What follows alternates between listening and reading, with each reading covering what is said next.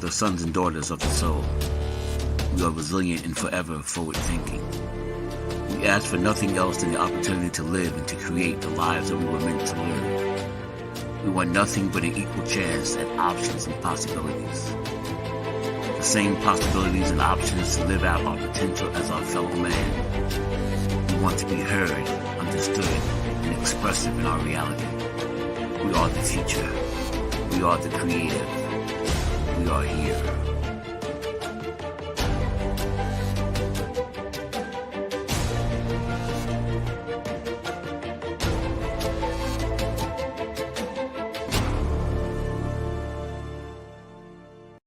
World Financial Group offers entrepreneurs from all backgrounds the opportunity to start their own business on a level playing field. Dr. Yana Woodhouse, receiving the WCM Wall Street Pioneer Award by the United Black Wall Street of America, Inc., is one of those entrepreneurs. I see WFG and TFA as a place where African Americans with an entrepreneurial mindset can flourish. And the bonus, we help families and serve the communities across the country. To learn more about us, go to worldfinancialgroup.com.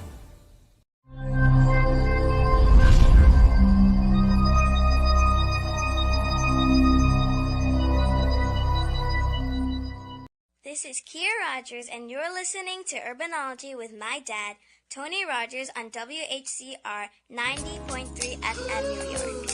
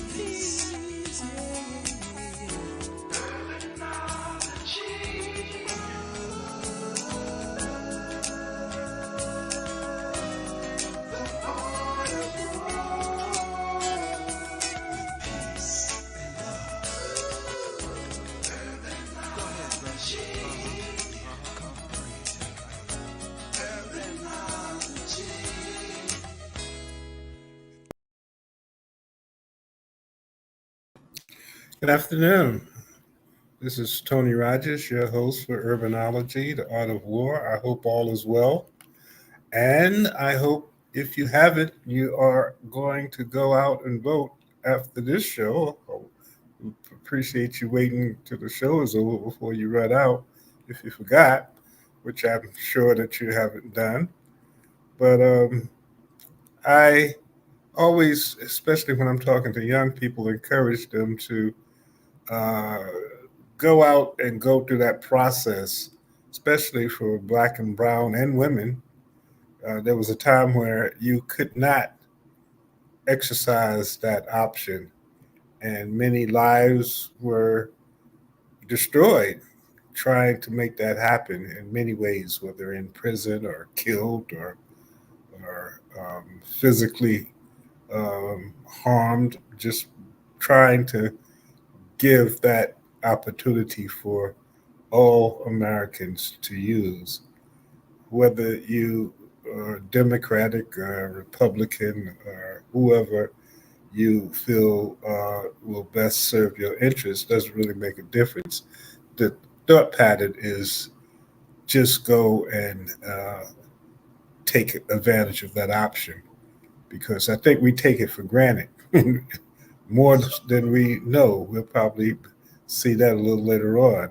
But nevertheless, I'm going to be optimistic and hope that all things happen well, everything is beneficial. That's an old saying. So no matter what happens, it's for a reason.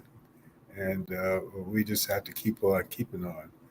I have today a guest of a person that is an icon in the Harlem community, in the jazz community in many ways, and as an entrepreneur, because many people knew him from some other business ventures before they really were able to appreciate him as a musician.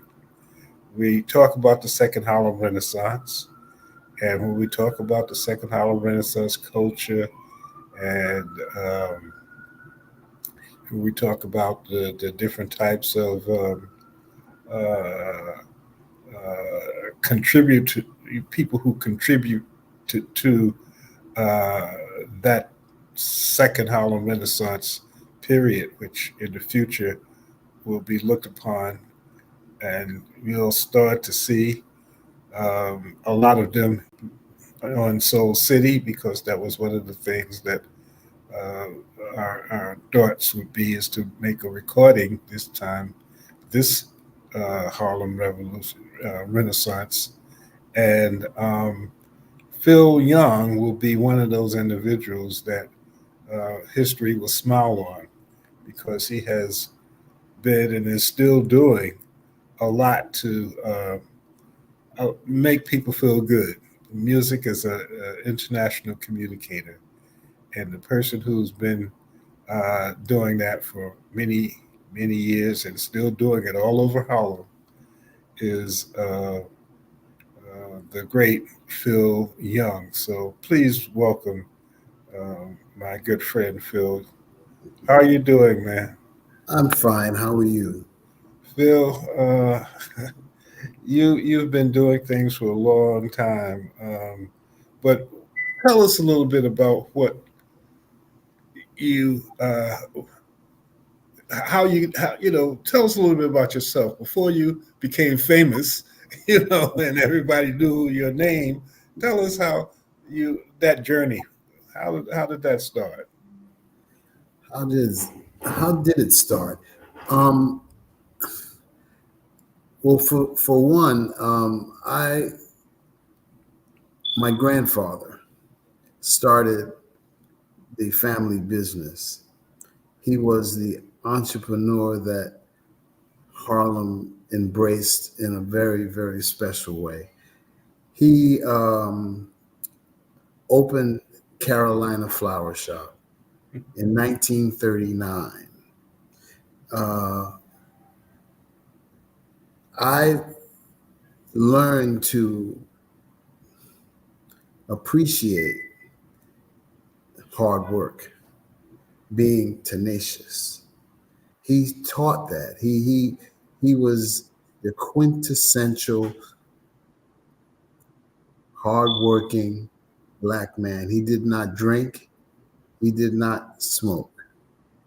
All he believed in was, and his words to me as a little boy was, nothing comes to a sleeper but a dream. So get up, boy. He would boom and wake me up.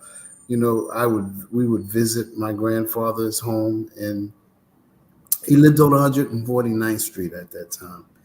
And it was directly across the street from the Dunbar. Now, my aunt lived, Dunbar Project. yes, my aunt, her name was Bertha Harris. She was the first black woman to receive the Frederick Douglass Award, and she was the founder of the National Key Women of America.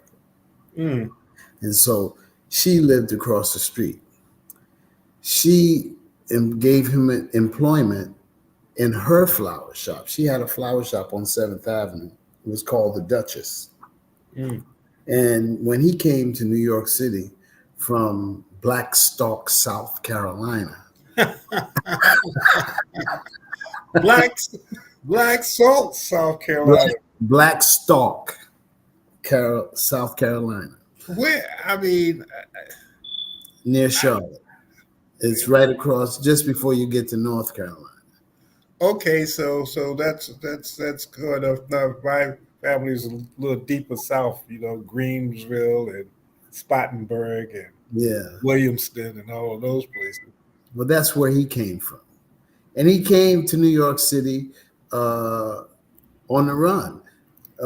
He There was some white guy who would come to the house, and he came to the house. He was very disrespectful to my great grandmother, Mm-hmm. and my grandfather grabbed him by the scruff of his neck and threw him out of the house.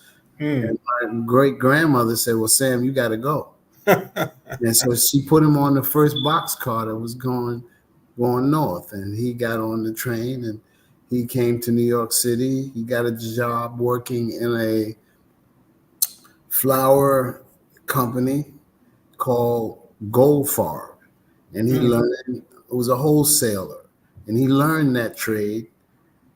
And then he got a job working in a flower shop in Harlem called the Duchess. Mm-hmm. And he worked for my great aunt who had a sister. Her name was Ophelia, and that was my grandfather. Eventually, my grandfather married her, and that's how they got started, and they opened up Carolina Flower Shop. And when I came along, it was compulsory that we work. We didn't know anything else but to work.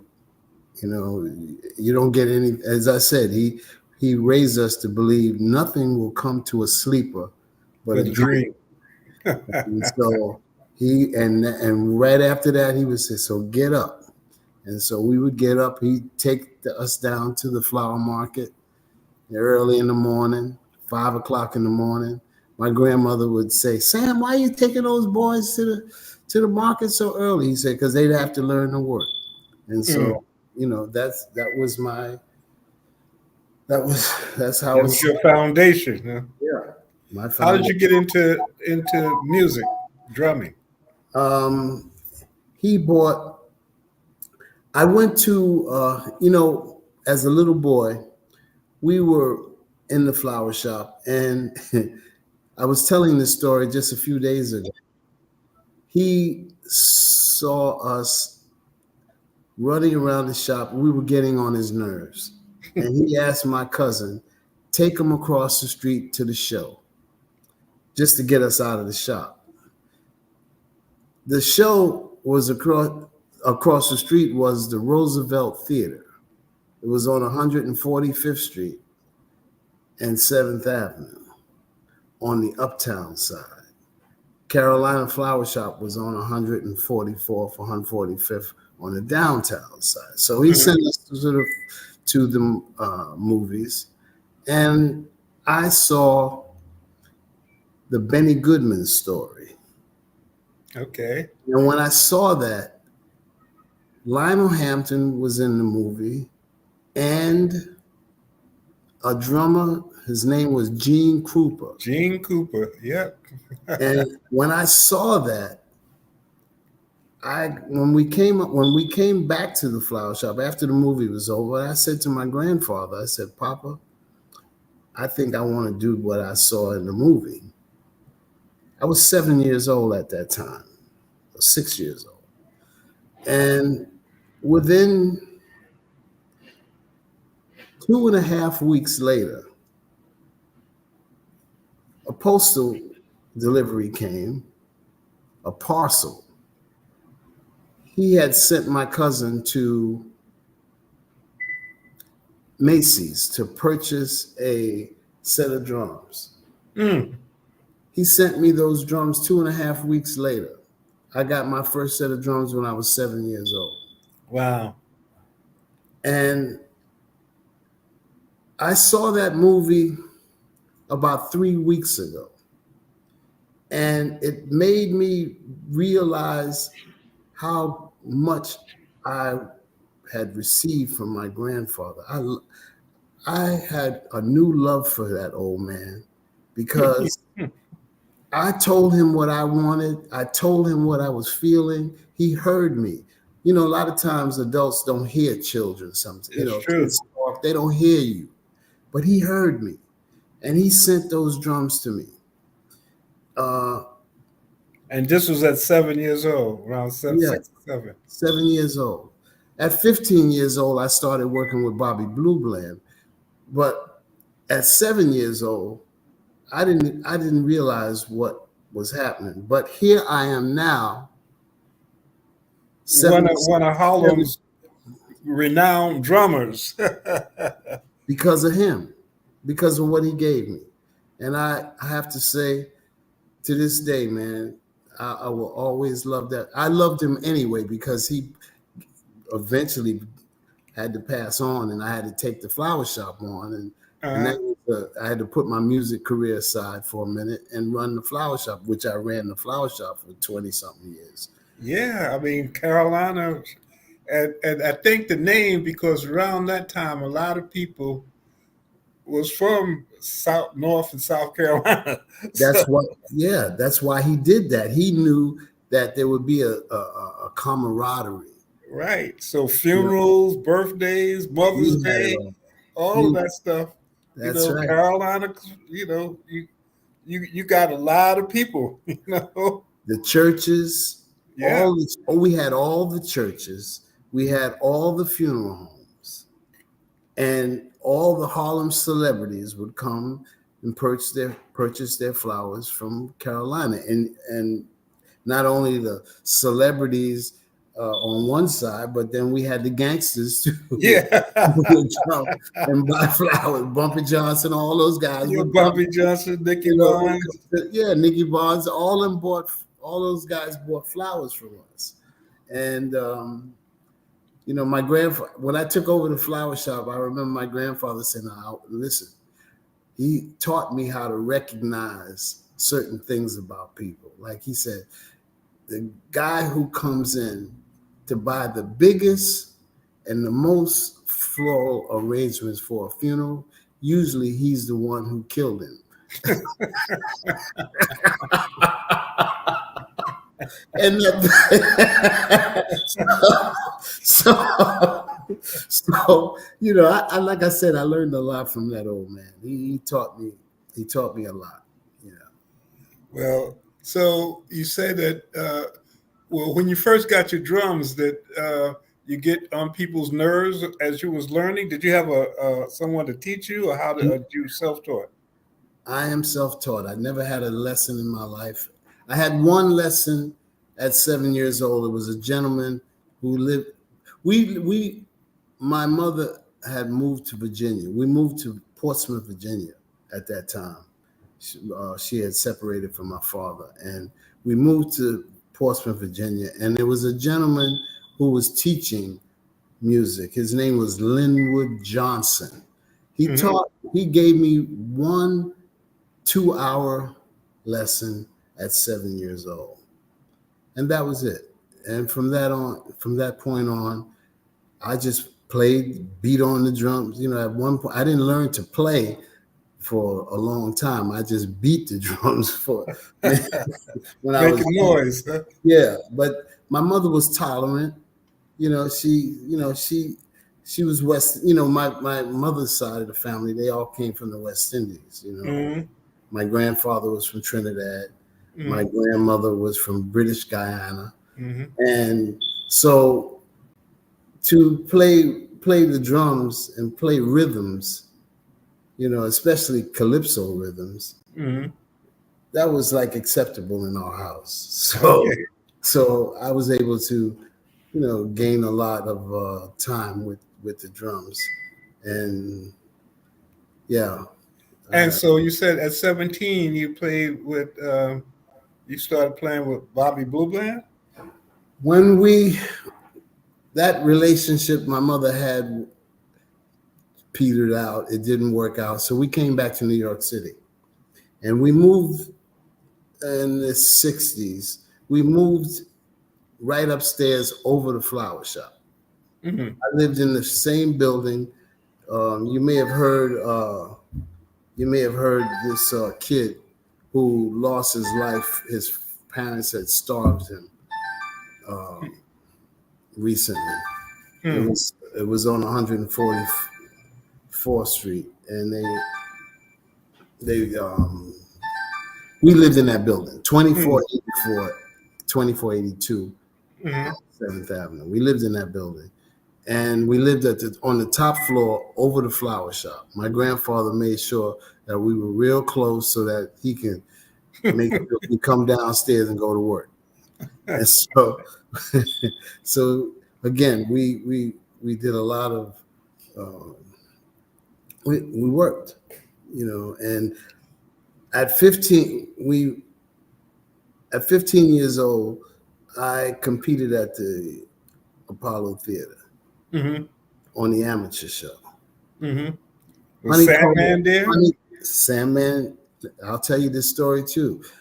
My grandmother, the West Indian side, she used to give bus rides, Uh-huh. and we would go to Peg Leg Bates country, Okay.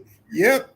I and remember those rides. and her name was, my grandmother was Viola Padmore, Uh-huh. and she would give these bus rides. And this particular bus trip, Sandman Sims was on the bus ride. He was on Right. the bus because he was going to perform at Piglet. Ed's Mm-hmm. place. So I sat next to him all the way up and back. I used to dance a little bit at that time. Uh-huh. So my grandmother would, when the bus would finally leave, we lived 257 West 111th Street. So when the bus would leave 11th Street, it would be like 6, 7 buses. And because she was really popular in this community. I remember I was on a couple of those bus rides, and then they had to, up the hill from Pegler Base was where the cottages were, and That's right. you That's had your, right. There you know, you the go. cottages and stuff. Yeah, Yeah. And remember that. so they would ask, my grandmother was, she called me Snooky. So she would say, Snooky, I want you to get up and whine for the people. So I would get up and dance up and down the bus Uh-huh. aisle, and the people would throw money. That was the first time that I found out that you can make money. Performing, huh? And then so Sandman and I we gravitated towards each other because he was a dancer and I kind of liked the dance a little bit. So, but I told him that I played drums, and he said, "When you get back to New York, do you have a band or do you have a group?" And I had a little group of guys that we used to play, and so they put us on the amateur show. I called Sandman. He introduced me to Honey Cole. The two of them Honey Coles. put us on the amateur show, and we won. And Bobby Bland, he heard me play, and he said, "You want a job?" And I said, "Yes, sir." So I said, "But I have to get permission from my mother." My mother felt like, "No, I'm not letting him go like that." But he told her that he would take care of me and bring me back, which was a lie. He did not bring me back when we left. But he convinced my mother that I would be okay. And so she said, long as he's back to go to school. So, because it was summertime. So Uh-huh. I had my first road trip with Bobby Bland was in Columbia, South Carolina. That was the first. Columbia, South Carolina. That's close to my home. Yeah, and went to Fayetteville, Mullen, Dillon, Mhm. Aiken. We did all those stops. And That's the Chitlin circuit, right? yeah, and that was my first experience playing music, Interesting. professionally, And again, the reason why I'm so happy that we have the Soul City Foundation, because what we're doing is creating some historic conversations. In the first Harlem Renaissance, we didn't really have the technology to talk to the people who were the ones we read about, who hmm created that type of movement. But people like yourself, uh, who is, you know, a person that, when you talk about the Phil Young experience, you know that no matter where you are, as far as mood, if you go and sit down and listen to Phil Young and the people that he attracts, you go walk away with a good experience. You know? Well, thank you very much. That is that's my motive for doing this. I believe that music has a healing power. Sure It's does. energy from that comes from playing the music. And in my case, I'm playing the foundation as far as I'm concerned. It's the heartbeat, and that's the drums. You Right. know, we affect people in many ways. And I am truly grateful that I've had the opportunity to do that and do it all over the world. You know, it's really been a blessing, you know. Now tell us about some of the other people you once you was with Bobby Bland before you started your own group. Who are some of the other people you played with? Oh, Earl Father Hines, Mary Lou Williams, Maxine Sullivan, Dizzy Gillespie, Stanley Turrentine, the Coasters, the Drifters, the Platters, the Temptations, uh, uh, Gil Scott Heron. You played with Gil Scott? I didn't know you played with Gil Scott. Yeah, he went to Lincoln University, and I was playing with a guy. His name was Burt Jones. He who was one of the original musicians in on Saturday Night Live, Right. and so he went to Lincoln with Gil, and we went down there to do a gig. And next thing you know, I was working with him, and then there was Leon Thomas and oh man, there's so many. You know, George Stubbs had me doing the amateur show at the Apollo because it was a guy. I don't know if you knew him, but there was a guy who headed up the amateur orchestra or Okay. band that played for the amateurs. His name was George Stubbs. And Okay. he eventually became the musical director for the Copacetics with Milton Larkin. It was a guy named Milton Larkin. He had a son named Tippy Larkin. We used to play at this club called La Famille all the time. La Famille. Yeah. You That know, was upstairs. You know, what was the brother who took over? well, the owner was Ben James. Yeah, but then Joe, what was his name? He was the football. You know, he was the lawyer. Right. Yes, I do recall. He was the Yeah, brother of the Secretary of State. He's the one that brought in Ben and Jerry's under there. That's right. I remember. I can't remember. He used to come to the flower shop all the time. I remember. Joe his last name would come to me, but he was an All-American football player. Yes, I remember. Yeah, we went to Joe Cornell. Holland. He went to Joe Cornell. Holland. Yeah. He was a regular customer of ours. And for those who are looking, what we're throwing out some names, and it's historic. Sandman Sims was the person doing amateur hour that used to dance out, and he had a hook. Yep.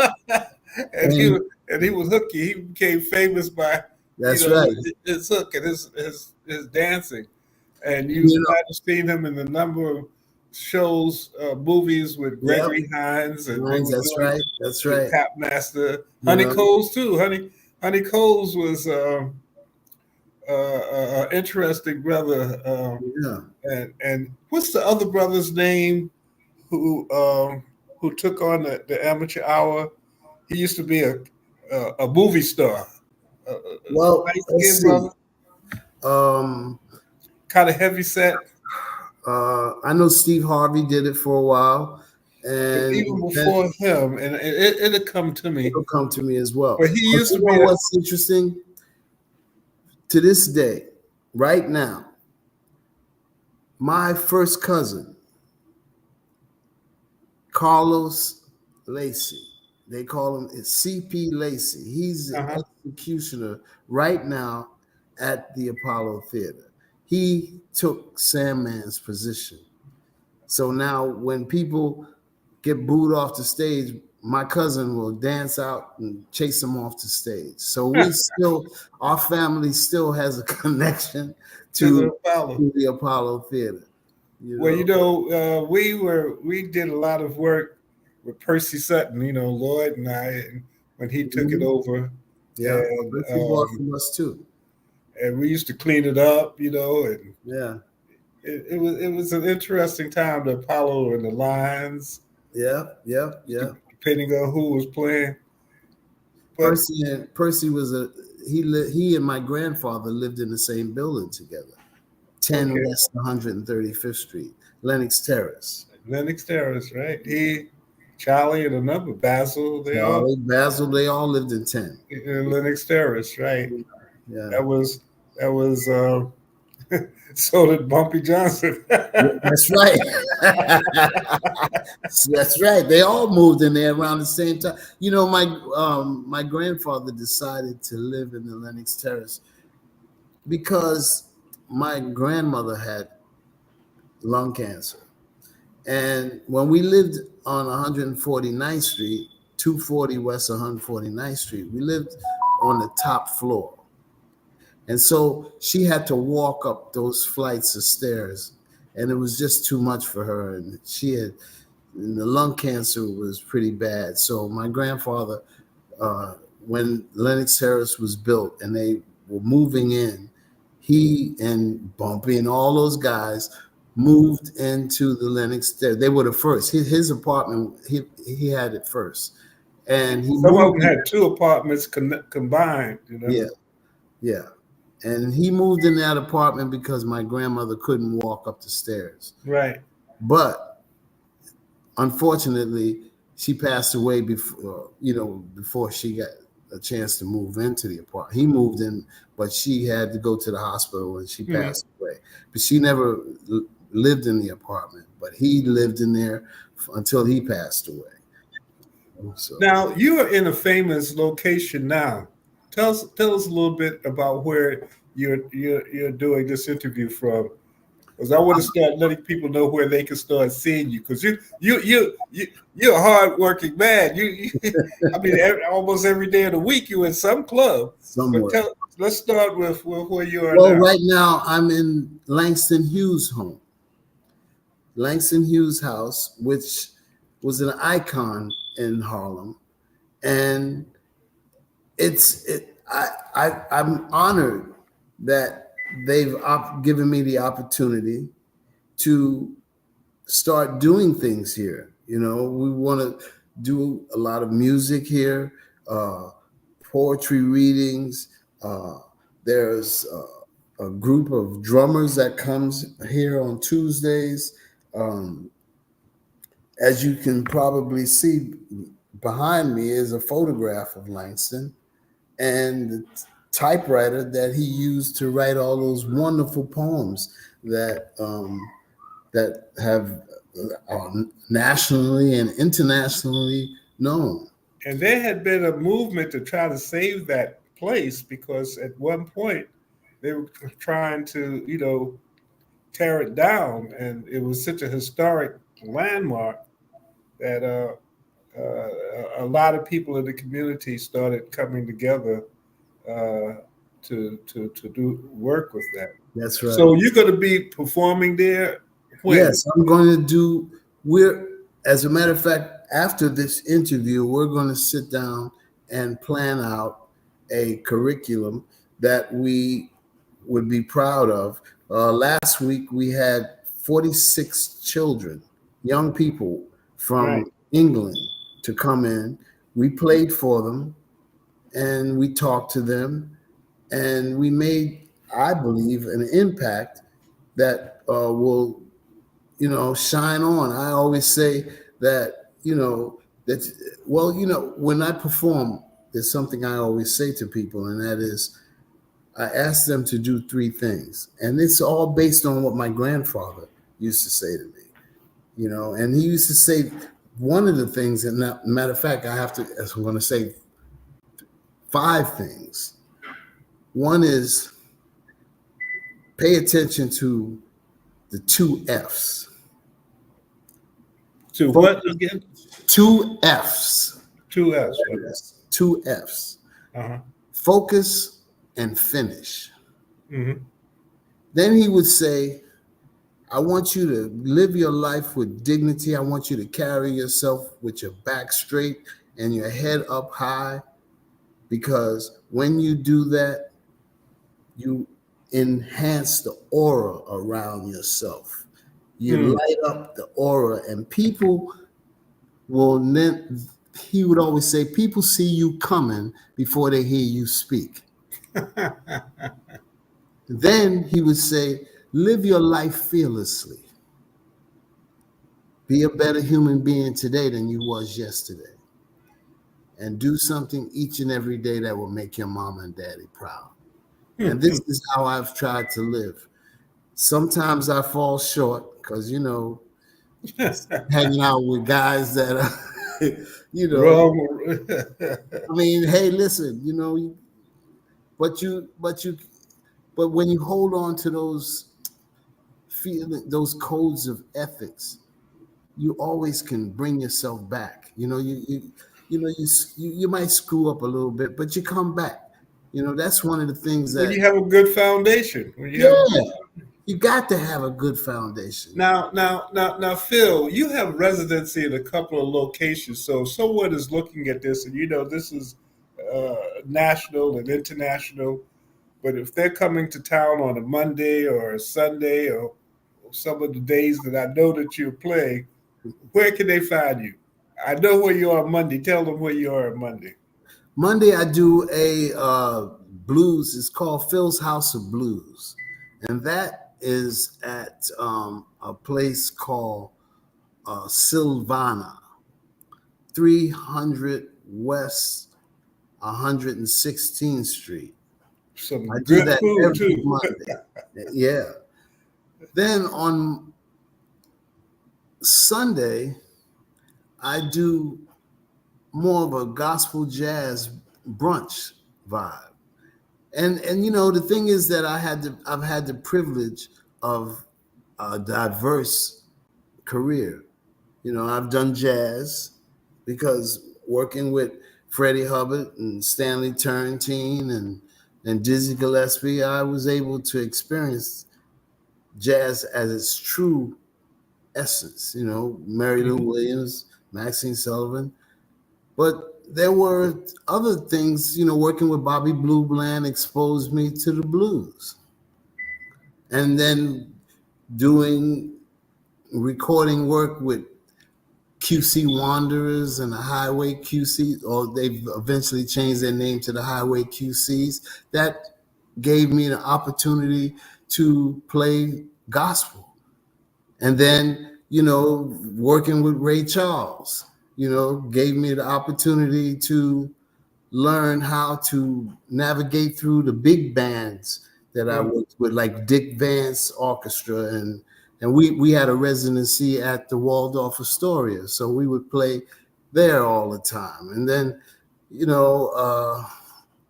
I'm doing movies, like The Best Man with Morris Chestnut and Tay Diggs and Mia Long. We did that. And then working with Robert De Niro doing the Good Shepherd with Angelina Jolie, and then making commercials, the New York Lottery, New York Lottery commercial that was called The Price is Right.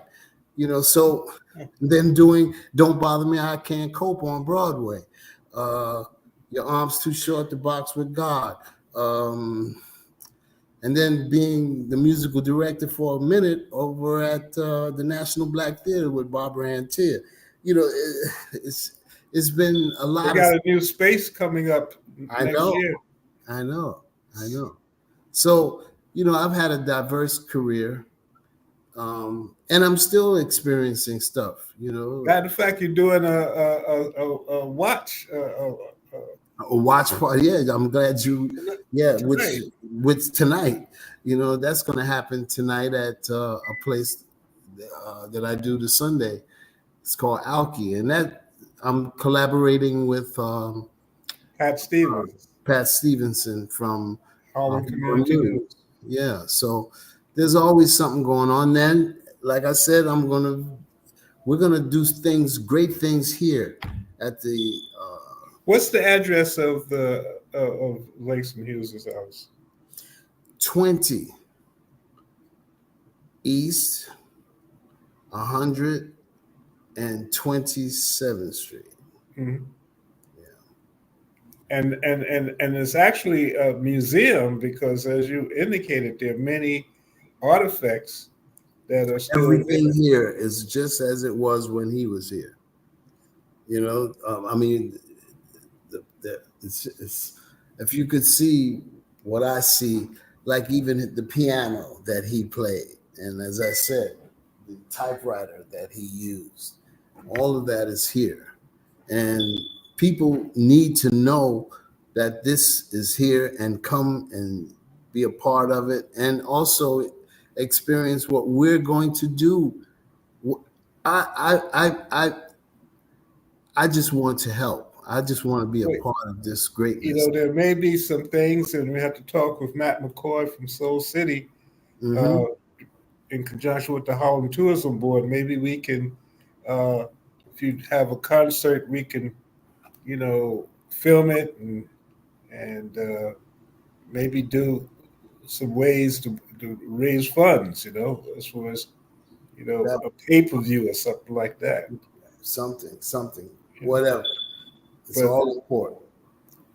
and again, man, I know that you were with us during the Harlem Mile. Matter of fact, I sent you a picture. You playing on 121st Street for the runners, Oh yes, thousands of runners yes, heard you playing during, yeah. and of course, you do a lot of stuff during Harlem Week and the like, and the new Harlem Renaissance Hotel. There's so many places Yeah, I was that over are, there. I was there for a couple of times. Yeah. yeah, there are a number of different places that you can. I mean, obviously, you have a following, my brother, because you have been doing this for such a long time with so many people. And the important thing for me is that you've always been the same person. With all of the things that you've done, you've been on Broadway, you've been in the movies, you played with some of the greatest musicians of our time, but Hmm. you never let that take you away from being the person, the Harlemite, the brother lives around the corner. Listen, I lived in Austria, in Vienna. I lived in parts of Spain and Italy. But when I came back home, I was always home. And I never let that get past me. I know where my bread is buttered, what side of my bread is buttered on, and that's Harlem. So I love Harlem. I love it to a fault. I can, when I hear the stories of Langston Hughes walking around in Harlem, I understand it totally because I do the same thing. And I'm comfortable, you know. And actually, my partner Lloyd Williams, Langston Hughes was his tutor at one point. Wow. You know, Yeah. so And Harlem is a also small. I also You know, want to mention that too, that Lloyd has been a good friend to me as well.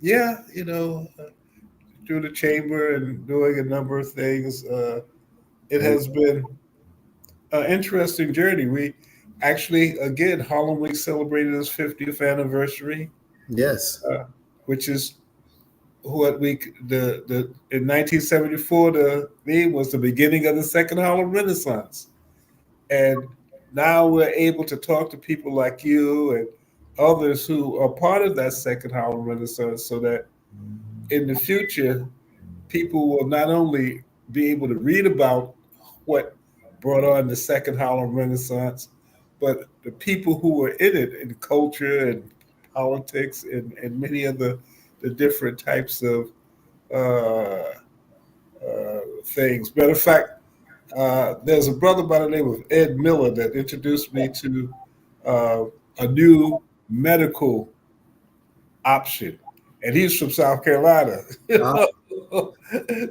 So at some point, I'm going to send him this so he can see you. So when they have they're opening up this new location, and we'll talk about it on Soul City at some point. Maybe even do some live broadcasting there. But when you mention South Carolina has been popping up.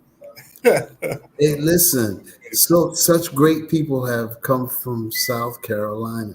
Yeah, And North Carolina too. and North Carolina too. Carolinas, have made some really, but then my grandmother would say, "Well, what about the?" She was have to say, "Well, what about the West Indians?" That's true. Because That's true. You that can't, great, especially from Jamaica, because yeah, yeah, but the interesting thing is how the diaspora comes together. yes, At one time, there were attempts to divide and conquer. uh-huh, So the Jamaicans and the Caribbeans and the Dominicans and the Puerto Ricans and the Mexicans and all coming out of the same pot. yeah, you know, yeah, all coming from the same location. mm-hmm. And matter of fact, um, going to Ghana the end of the week, Ah, and the idea there is there's a cultural wellness festival where they're bringing music of different locations to try to bring people together as ambassador, using music as the ambassador.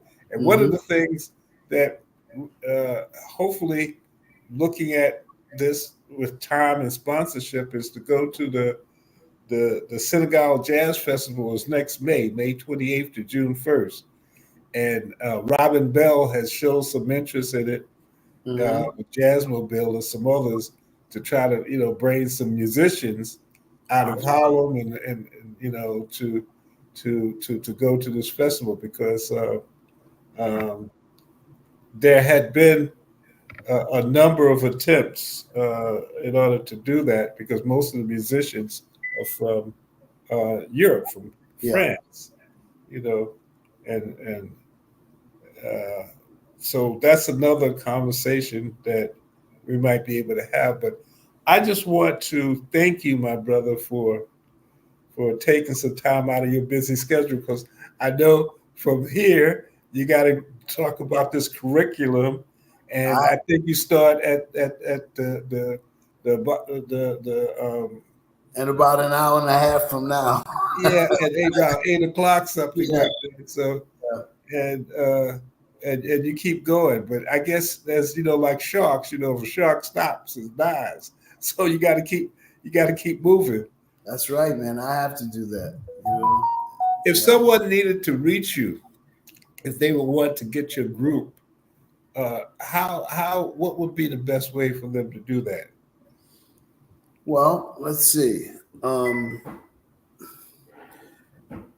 You could They can reach also me. contact the Harlem Tourism Board, but You could do that. You can go to the Chamber of Commerce. You can reach me through that.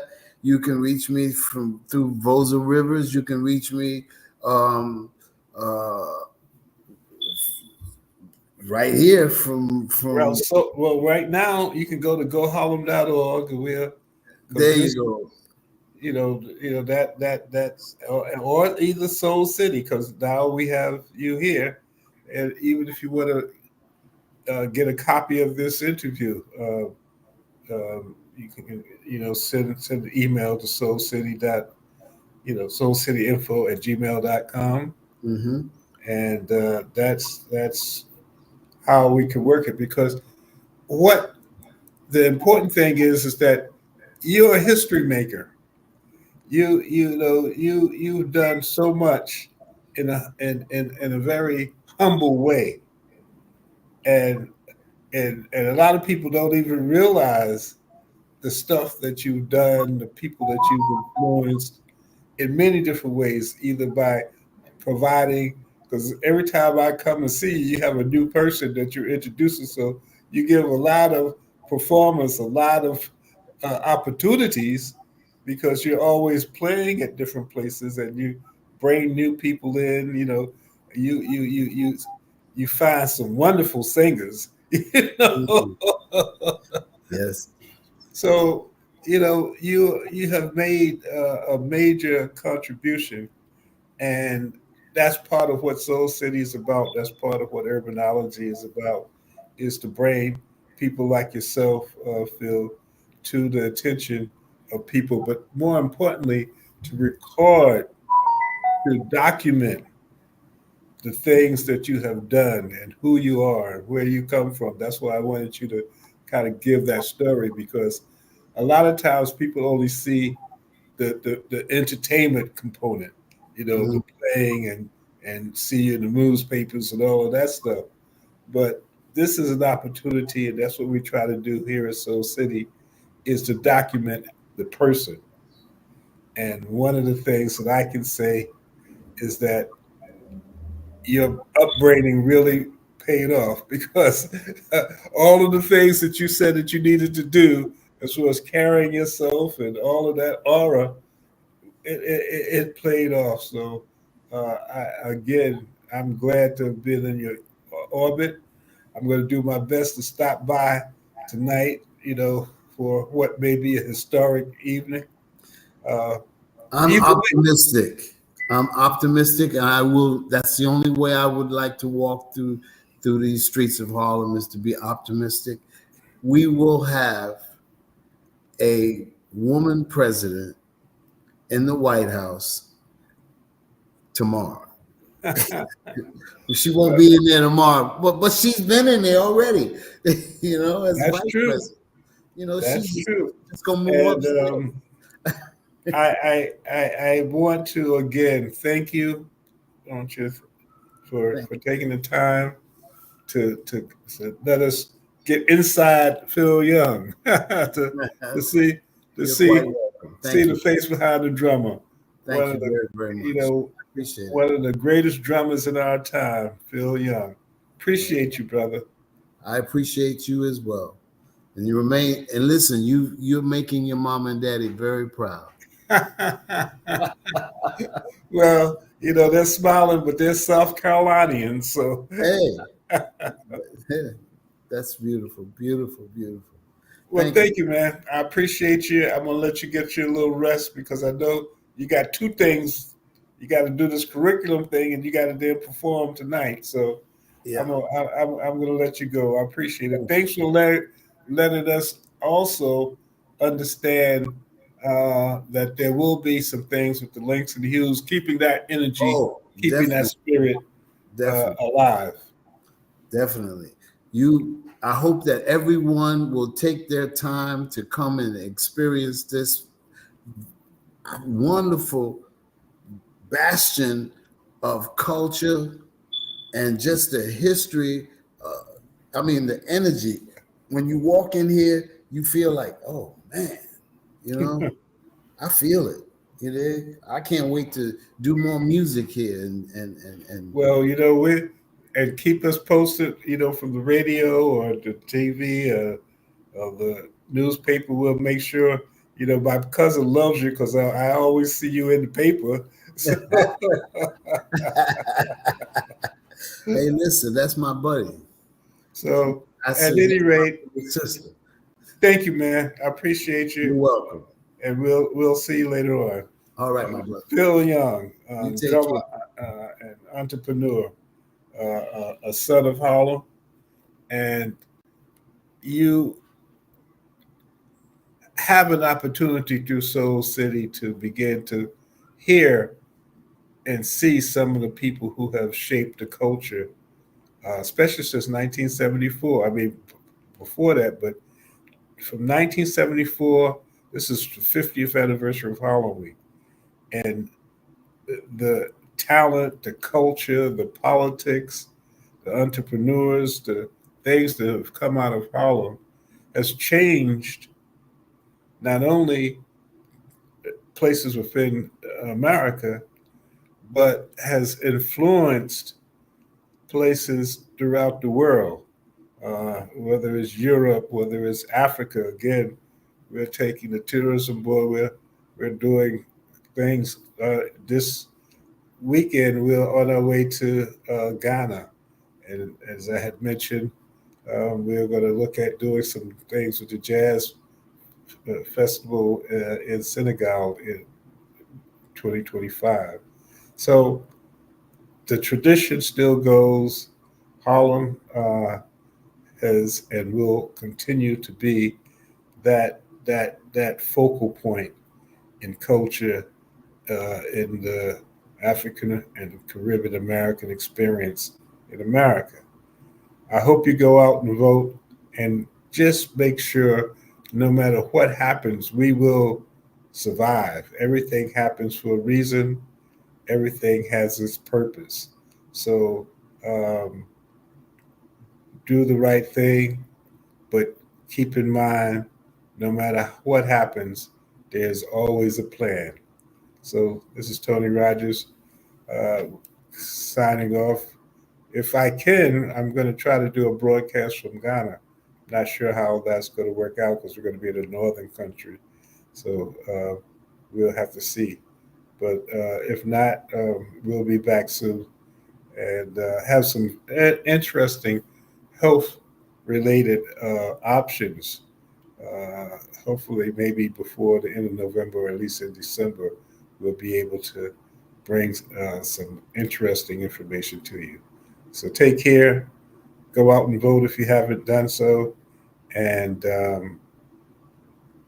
be good. This is Tony Rogers, your host for Urbanology, the Art of War, signing off. Thank you, Matt McCoy, and all of the Soul City team. Appreciate you. This is Kia Rogers, and you're listening to Urbanology with my dad, Tony Rogers, on WHCR 90.3 FM New York. Go ahead, bro.